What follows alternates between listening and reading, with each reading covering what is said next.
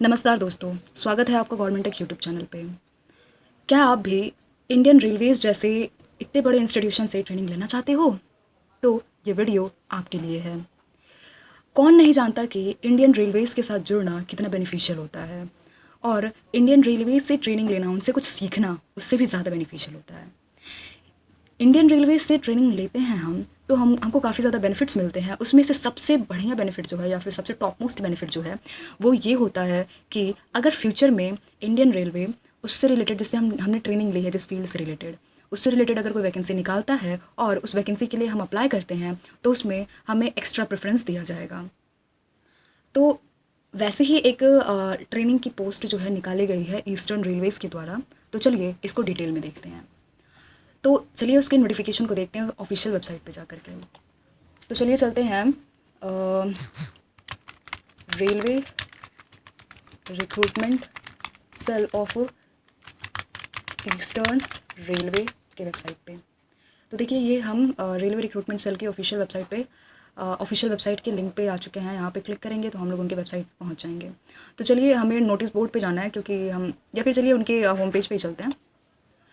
यहाँ देखिए railway recruitment cell का होम पेज है ये वेबसाइट का। चलिए नोटिस बोर्ड में चलते हैं, क्योंकि हमें नोटिफिकेशन देखना है। ये देखिए यहाँ पे दिया हुआ है link for online application against act apprentice 2025-26। तो इस पर क्लिक करके हम आ चुके हैं यहाँ पे। यहाँ पे भी एक लिंक दिया गया है, इस पर क्लिक करके हम लोग आ गए यहाँ पे। तो हमें नोटिफिकेशन को चेक करना है, तो नोटिफिकेशन के लिए यहाँ पे क्लिक करना होगा। तो देखिए यहाँ पे नोटिफिकेशन है ये।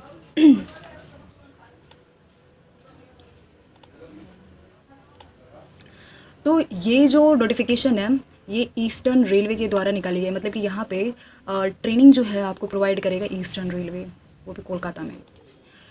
तो ये जो है, ये नोटिफिकेशन है, ये ट्रेनिंग प्रोवाइड करने के लिए आया है। सबसे पहली बात आपको बता दी जाए तो ये आपको कोई एम्प्लॉयमेंट नहीं प्रोवाइड करेगा, इसके थ्रू आपको ट्रेनिंग प्रोवाइड की जाएगी, वो भी इंडियन रेलवेज़ के द्वारा। और ये ट्रेनिंग काफ़ी बेनिफिशियल होगा आपके फ्यूचर के लिए। तो देखिए यहाँ पे इस नोटिफिकेशन को रिलीज़ जिस दिन किया गया, उस दिन का डेट था 31 जुलाई 2025।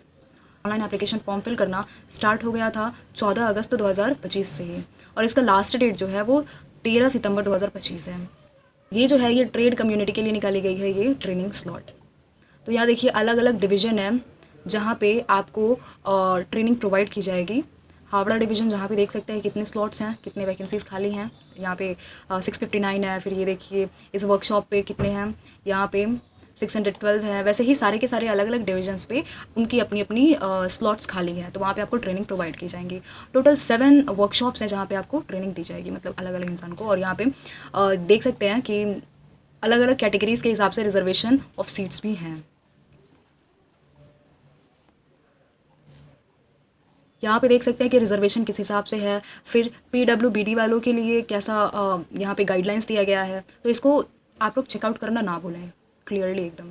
अब एलिजिबिलिटी कंडीशंस की देखें तो यहाँ पे सबसे पहले एज की बात की गई है। तो एज आपका मिनिमम 15 ईयर्स होना चाहिए और मैक्सिमम 24 ईयर्स होना चाहिए। अगर जनरल कैटेगरी के हैं तो, अगर ओबीसी का है तो ओबीसी में आपको 3 साल का छूट मिलता है। अगर आप ओबीसी से बिलोंग करते हैं, वो भी नॉन क्रीमी लेयर से, तो आपको 3 साल का छूट मिलेगा। एससी एसटी वालों को 5 साल का छूट मिलेगा और पीडब्ल्यूबीडी वालों को 10 साल का एज रिलैक्सेशन मिलेगा। एजुकेशनल क्वालिफिकेशन की बात कर ली जाए तो यहाँ पे आपका सबसे पहले 10th क्लास पास मांगता है और उसमें 50% मार्क्स मांगता है। मिनिमम मार्क्स जो है वो 50% है। और इसके साथ ही आपका एक ट्रेड सर्टिफिकेट मांगता है, जो कि एनसीबीटी से लिए हो या फिर एससीबीटी से आपने ली हो।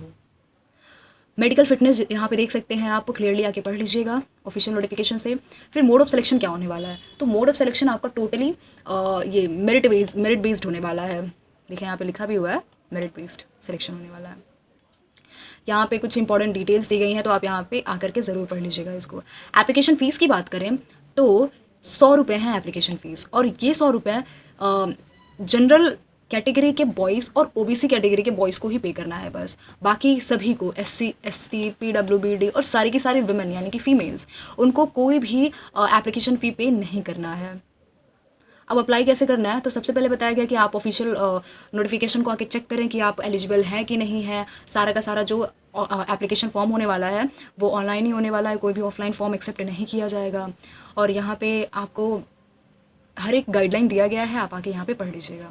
यहाँ पे देखते हैं कि कौन कौन से डॉक्यूमेंट्स आपको अपलोड करने हैं। तो सबसे पहला है स्कैन फोटोग्राफ है, scan signature, standard 10th marksheet, ITI certificate from NCVT, SCVT, community certificate for SC ST OBC EWS, वो भी ऑथोराइज्ड अथॉरिटी से ही, मतलब कि जिनसे मतलब कि जिनको बताया गया कि ये अथॉरिटी ही इशू कर सकती है इस नोटिफिकेशन में, उन्हीं के द्वारा ये आपका ये सर्टिफिकेट्स चाहिए इशूड।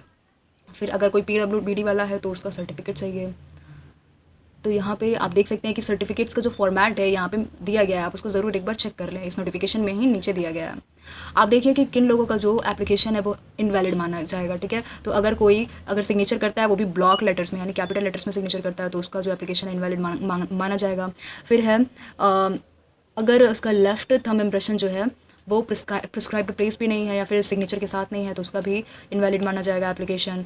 फिर जो थंब इम्प्रेशन है यानी अंगूठे का जो छाप है वो भी लेफ़्ट वाले हैंड का, वो अगर स्मज्ड है या फिर ब्लर्ड है, मतलब कि अच्छे से दिख नहीं रहा है, तो वो भी इनवैलिड एप्लीकेशन माना जाएगा। फिर यहाँ पे अगर जो सर्टिफिकेट्स हैं जैसे कास्ट सर्टिफिकेट है या फिर कोई और सर्टिफिकेट है वो अप्रोप्रिएट अथॉरिटी के द्वारा नहीं ऑप्टेन किया गया है तो वो भी इनवैलिड एप्लीकेशन माना जाएगा। फिर अगर प्रिस्क्राइब्ड फ़ीस का पेमेंट नहीं किया जाता है तो भी वहाँ पे एप्लीकेशंस इनवैलिड माने जाएंगे। और भी बहुत सारी चीज़ें दी गई हैं, आप इसको ज़रूर देख लें।